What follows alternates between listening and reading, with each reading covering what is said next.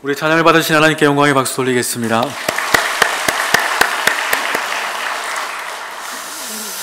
기도합니다. 사랑 은혜가 풍성하신 좋으신 하나님, 이 시간 주님의 말씀을 듣고자 합니다. 들려주시는 그 말씀에 우리가 아멘으로 화답하게 하여 주시고, 성령께서 지혜를 더하여 주셔서 그 말씀을 따라 순복하여 나갈 때에 예비하신 놀라운 은혜의 역사가 우리 성도들의 삶 가운데, 또 삶의 지경 가운데 충만히 나타나도록 주장하여 주시옵소서. 감사드리며 거룩하신 우리 주 예수님의 이름으로 간절히 기도드리옵나이다. 아멘. 할렐루야. 네, 오늘은 추수감사주일입니다. 예, 이렇게 과일들이 많이 올라와 있네요. 네, 근데 과일값이 많이 올랐다고 그러는데 과일 준비하신다고 고생을 하시진 않았을까 또 생각이 듭니다. 우리 옆에 분을 보시면 이렇게 서로 축복합시다. 항상 주님 안에서 풍성하시길 바랍니다. 네. 우리 삶이 참 풍성했으면 좋겠습니다. 여유 있었으면 좋겠고요. 오늘 새벽에도 그와 같은 말씀으로 나눴는데, 우리의 삶이 가두는 인생이 아니라 흘려보내는 인생, 베푸는 인생, 나누는 인생 되어진다면 하나님이 그것이 진짜 복이다라고 말씀을 나눴는데, 우리 울산원유교회가 나눠주는, 베푸는, 흘려보내는 그러한 추수의 참된 의미를 깨닫는 그러한 복된 교회 되어지기를 간절히 바랍니다. 예, 여러분, 추수감사주일은요, 성경에 있는 절기는 아니죠, 그죠? 미국에 있는 청교도들이 이제 영국에서 넘어가면서 그들의 신앙을 따라서 신앙의 절기로서 그 시간들을 지켜가셨습니다. 그 핵심은 그겁니다. 하나님께서 결실하게 하셨다. 하나님께서 이끌어 주셨다. 그와 같은 믿음의 고백을 담고 추수감사주일을 그들은 하나님께 예배를 드렸습니다. 우리는 지금 농경사회가 아니다 보니까 추수감사에 대한 그 깊은 감동은 조금 덜한 것 같습니다.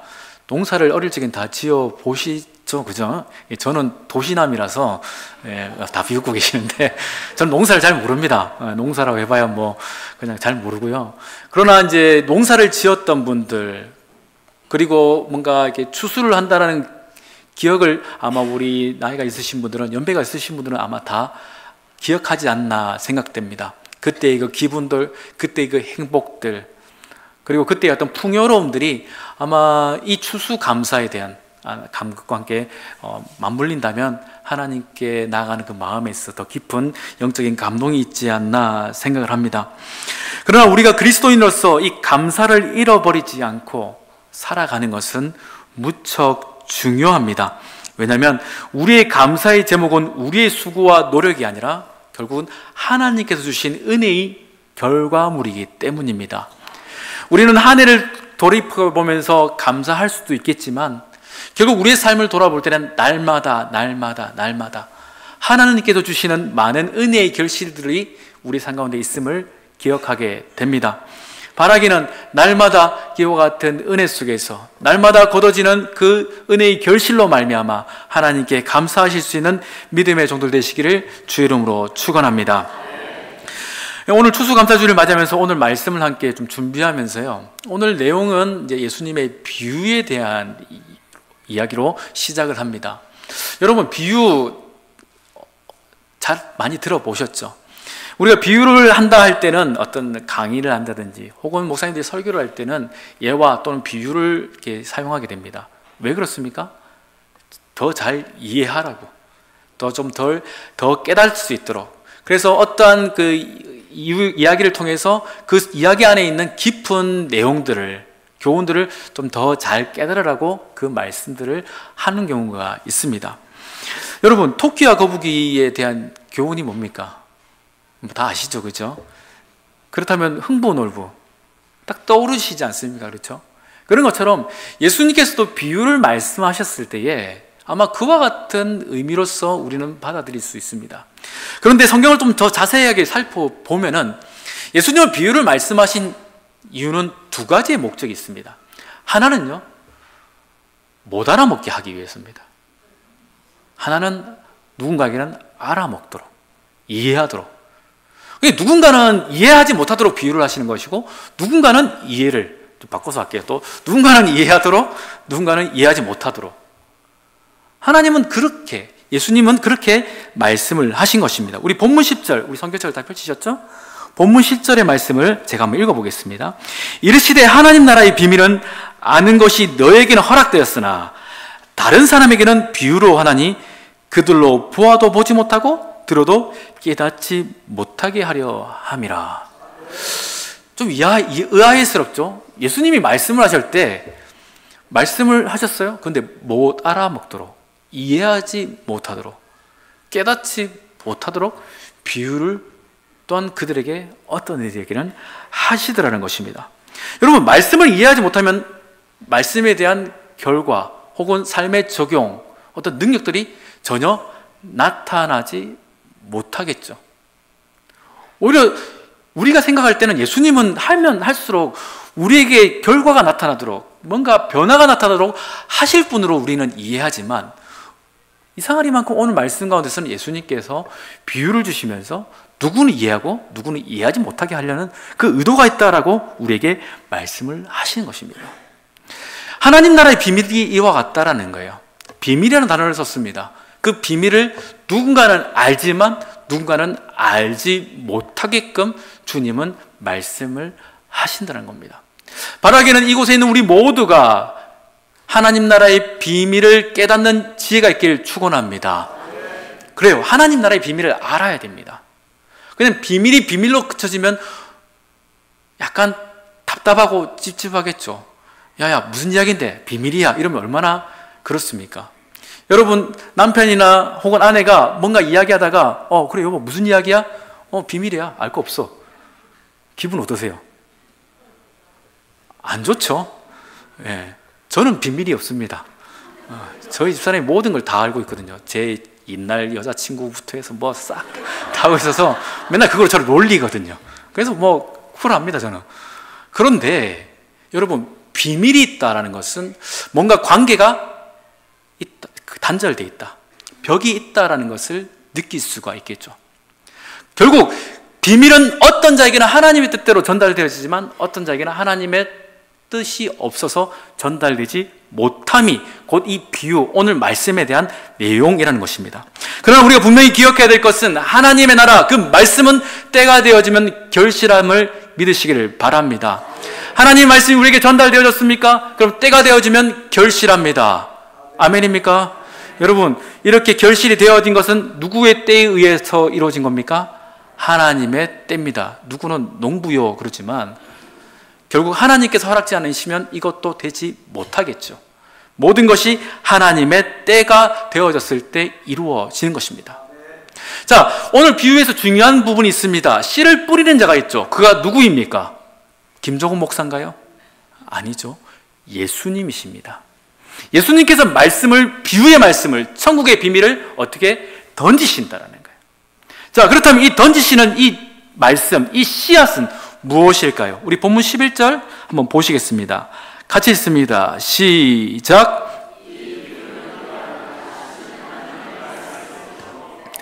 이 씨는 뭐라고요? 하나님의 말씀이래요. 하나님의 말씀을 예수님께서 이렇게 착착착 던지신다는 겁니다. 그래서 이 씨를 뿌린다는 것은 예수님께서 모든 사람에게, 천하 만민에게 던지고 계신다라는 겁니다. 그런데 이 말씀을 던지시는 이유가 무엇이겠습니까? 어둠 가운데, 죄악 가운데 힘들어하고 고통받는 자들을 살리시려는 목적이라는 거예요. 그런데 누구는 알아먹고 누구는 알아먹지 못하게 한다. 하나님의 편애 혹은 예수님의 편애가 있는 것처럼 우리가 이해할 수도 있는 부분이 있습니다. 어찌 보면 선별적으로 하나님께서 그들에게 주시는 것인가? 근데 그렇지는 않죠. 하나님은, 예수님은 천국의 씨앗, 곧 복음을 모든 사람에게 뿌리고 계신다라는 겁니다. 왜 이렇게 뿌리셨을까 할 때에 당시의 농경 문화법을 좀 우리가 자세하게 알아야 하는 겁니다. 여러분이 농사를 지은다면 어떻게 하시겠습니까? 먼저 논을 딱 정하겠죠. 그리고 거기에다가 씨를 이렇게 심겠죠. 저도 농사를 신대원 때 한번 딱 해봤습니다. 생명목회라고 해서 농사를 짓는 게 있어요. 그리고 하다 보면은 뭐도 심고 이것도 심습니다. 학교 지산에다가 심어놨는데 뭐 잘 자라는가 싶었습니다. 이 정도 자라더라고요. 동기생들이 같이 이렇게 심었죠. 그리고 어느 순간인가 뭔가 싹 없어졌습니다. 어떻게 됐나 봤더니 고라니가 내려와서 그걸 싹 먹어 가버린 겁니다. 뭐 어쨌든 고라니가 살든 누가 살든 생명 목회를 했으니까 그것으로 만족하지만, 어쨌든 농사를 한다는 것은 분명히 어떤 땅에 목적을 가지고 우리가 보통 심죠. 그럼 그 땅에 다 씨앗이 자랍니다. 그런데 팔레스틴 지역에는 어떻게 하냐면 바람에 따라서 이렇게 흩어버립니다. 들어보셨을 거예요. 또는 나귀 등에다가 씨앗 주머니를 올려놓고 구멍을 내서 나귀가 돌아다니게 합니다. 그리고 이렇게 흩어 뿌려지게 한다는 거예요. 생각보다 굉장히 수동적이죠. 우리 같으면, 우리 한국 사람은 어떻습니까? 딱 땅에다가 정확하게 간격 맞춰서 정확하게 딱딱 심어줘야 이것이 쫙 자랄 때 잘 자라는군. 우리는 그럴 거예요. 근데 이 당시 때 농경법은 그러했었습니다. 그러다 보니 예수님께서 씨 뿌리는 비유를 할 때 다른 사람들은 어색하게 느끼지 않고 그렇지, 그 당시 때 사람들은 그럴 거야 라고 다들 받아들였다는 겁니다. 자, 오늘 비유에서 보면 4가지의 땅이 나옵니다. 그렇죠? 그렇지만 결과로 볼 때는 4가지의 땅이 아니라 2가지의 땅입니다. 결실이 있는 땅과 결실을 맺지 못하는 땅으로 구분된다고 할 수가 있습니다. 여러분, 결실이 맺지 못하는 땅 3가지의 종류가 있죠. 무엇이 있습니까? 길가, 그 다음에 돌, 그 다음에 가시덤불. 결실이 맺는 땅과 이 3가지의 결실이 맺지 못하는 땅은 앞서 말씀드린 것처럼 동일하게 씨앗은 뿌려졌습니다. 그렇지만 결실을 맺지 못함이 이렇게 구분되어지는 겁니다. 자, 그럼 우리 간단하게 한번 살펴보겠습니다. 길가, 왜 그들은 결실을 맺지 못했는가? 12절의 말씀 같이 보겠습니다. 시작. 길가에 있다는 것은 말씀을 들은 자니.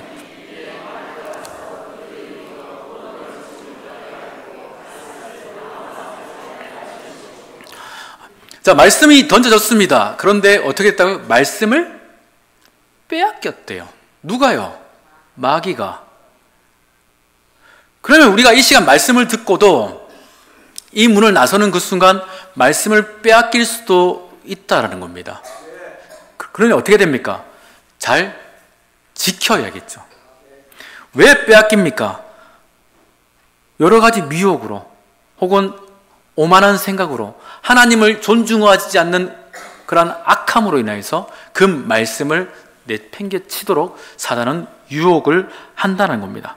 그러니 어리석은 자는 그 마음에 이르기를 하나님은 없다 얘기하죠. 그러니 하나님이 없는 자들이 이 말씀을 들어본들 받아들일까요? 아니요. 그냥 내던지겠죠. 자, 2번째로 우리 13절의 말씀 또한 같이 계속 읽어봅니다. 시작. 예, 읽는 것은 들 때에 기쁨으로 받으나 많은 자예요. 돌위, 이건 또 다른 말로 돌밭입니다. 돌들이 많이 깔려있는 곳에 흙이 얕게 덮여져 있는 상태라고 이해하시면 될 것 같습니다. 그곳에도 씨앗이 뿌려졌겠죠. 그래서 이 씨앗이 발화를 합니다. 싹이 나는 것 같습니다. 그리고 뿌리를 내리려 했더니 밑에 뭐가 있다고요? 돌이 있는 거예요. 그러니까 더 뿌리를 내리지 못하고 이네들은 어떻게 합니까? 말라 죽어버리게 되는 것입니다. 말씀을 들었지만, 기쁨으로 받았지만 믿다가 어떠한 시련을 만나다 보니 금방 쓰러지더라는 겁니다. 메말라 버리라는 겁니다. 시련을 당할 때라는 이 단어는 아주 짧은 기간을 의미하는 표현이라고 합니다. 그러니 말씀을 받았지만 금방 그 말씀을 놓칠 수밖에 없는, 시험 들 수밖에 없는 나약한 상태로 이렇게 되어지더라는 겁니다. 또한 3번째로 우리 14절의 말씀을 계속 보겠습니다. 시작. 가시떨기에 떨어졌다는 것은 말씀을 들은 자이나 지내는 중 이생의 염려와 재물과 향락의 기운이 막혀 온전히 결실하지 못하는 자요. 말씀을 들었습니다. 그리고 어떻게 합니까? 지낸대요. 신앙생활을 쭉 잘 이어가고 있습니다. 그러다가 어느 순간인가 이생의 염려 그리고 재물 향락으로 어떻게 됩니까? 결실하지 못하고 넘어지더라는 거예요. 잘하는 것 같지만 딱 막혀버리는 모습이 가시덤불 가운데 있는 자들의 모습이라는 것입니다. 동일하게 주님의 말씀이 던져졌지만 어떤 이들은 가시덤불 같고 어떤 이들은 돌밭 같고 어떤 이들은 길가 같지만 또한 어떤 이들은 좋은 밭 같다라고 주님은 말씀하시는데요. 우리 15절의 말씀을 계속해서 읽어보겠습니다. 시작.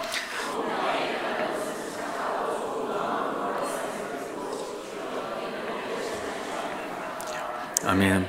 자, 좋은 밭에 있다는 것, 즉 씨앗이 떨어진 결실하는 좋은 밭. 결실하기 때문에 좋은 밭이라고 할 수 있겠죠. 그 밭의 특징은 이렇습니다. 착하고 좋은 마음을 가졌대요. 이걸 원어적으로 표현하면 정직하고 선한 마음, 이렇게 이야기할 수 있습니다. 하나님의 말씀을 정직하고 선함으로 받아들이는 자들이라는 것입니다. 고집 피우지 않고 유연함으로써 하나님의 말씀을 그대로 신뢰하면서 받아들인다는 겁니다. 또 말씀을 받았으면 어떻게 합니까? 지키는 자라는 거예요. 지속적으로 그것을 끝까지 부여잡는, 간직하는 자들이라는 겁니다. 말씀을 이렇게 뒀다가 혹은 저렇게 뒀다가 어디 뒀더라? 이렇게 하는 것이 아니라 그 말씀을 늘 간직하여 살아가는 자입니다. 또한 그 말씀대로 살아갔다가 무엇이 필요합니까? 인내하는 것. 그 인내라는 것은 우리의 신앙 가운데는 무척 필요한 것이죠. 말씀을 믿지만 말씀대로 끝까지 살아가는 것이 참 힘듦을 우리는 잘 압니다.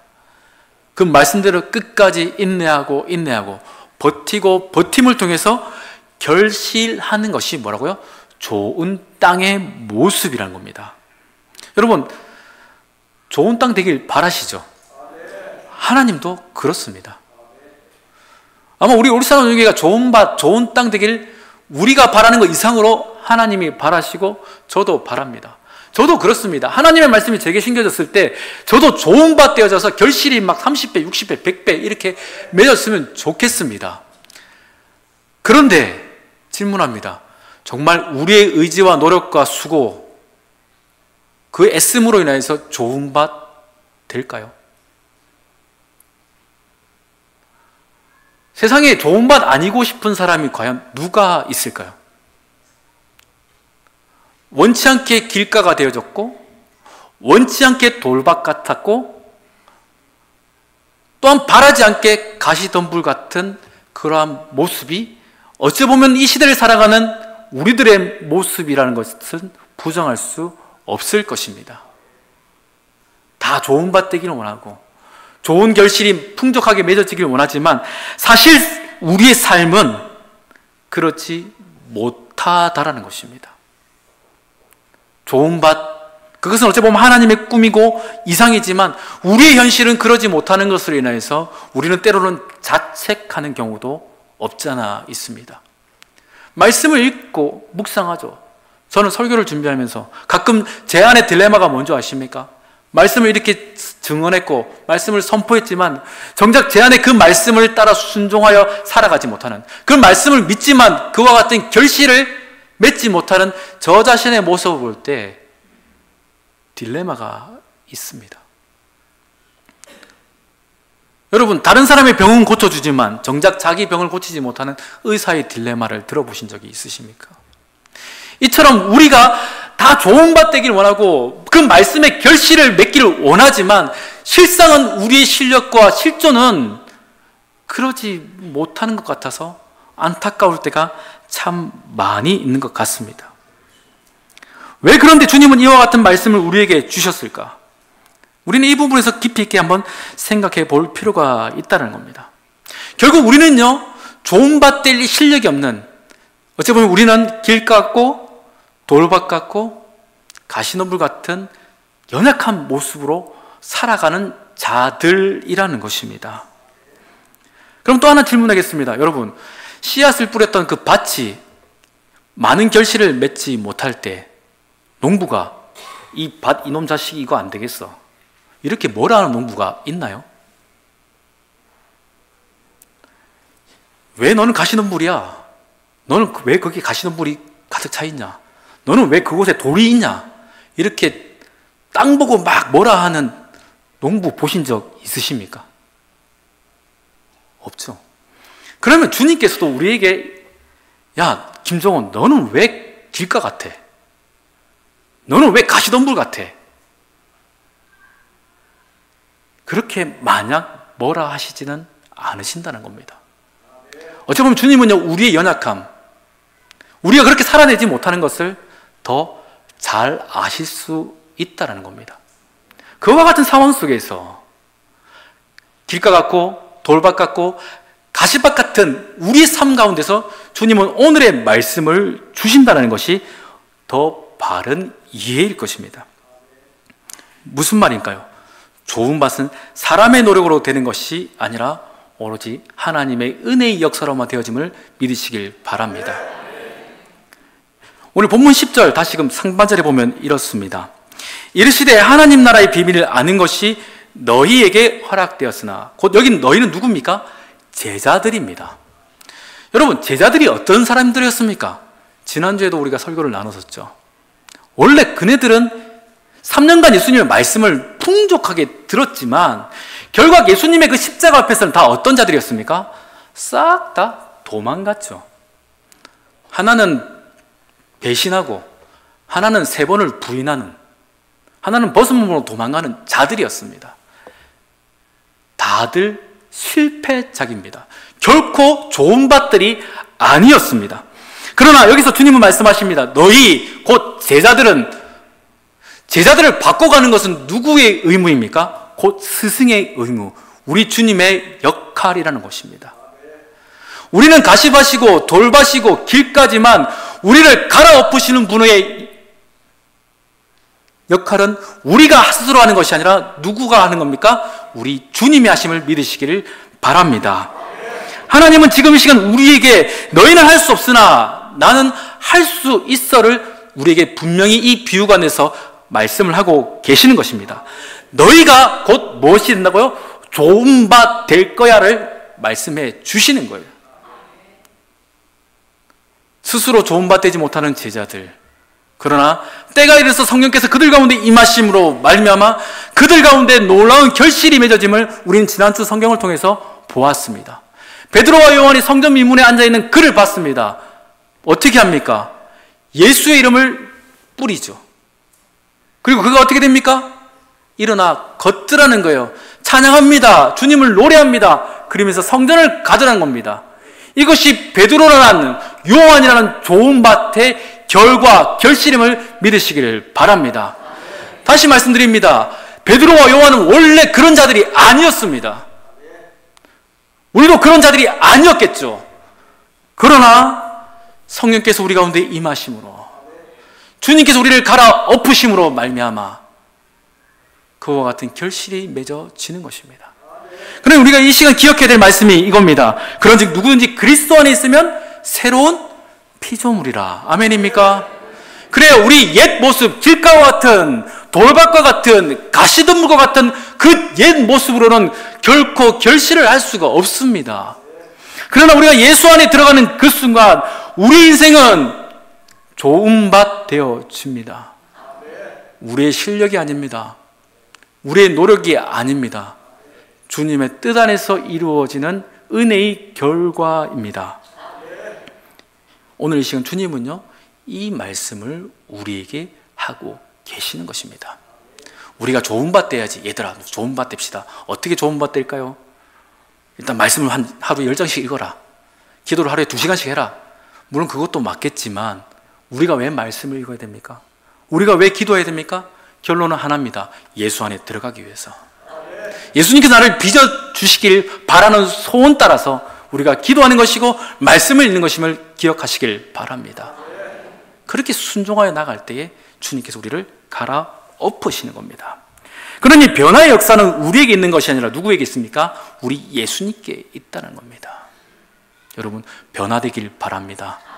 완전히 변화되길 바랍니다. 농사를 저는 안 해봐서 모른다고 그랬죠. 그러나 TV로는 봤습니다. 트랙터로 괄괄괄 나가니까 어떻게 됩니까? 땅이 그냥 다 뒤집어지지 않습니까? 그렇죠? 뒤집어져야 씨를 뿌릴 수 있는 겁니다. 농사를 지을 수 있는 겁니다. 뒤집어지지 않으면 아무것도 할 수가 없습니다. 아무리 뿌려본들 길 까고 돌바시고 가시덤불 속일 뿐이라는 것입니다. 그러나 오늘 시간 주님은 말씀하십니다. 나의 안으로 들어와라. 말씀 안으로 들어와라. 하나님의 임재의 자리로 들어와라 라고 주님은 말씀을 하는 것입니다.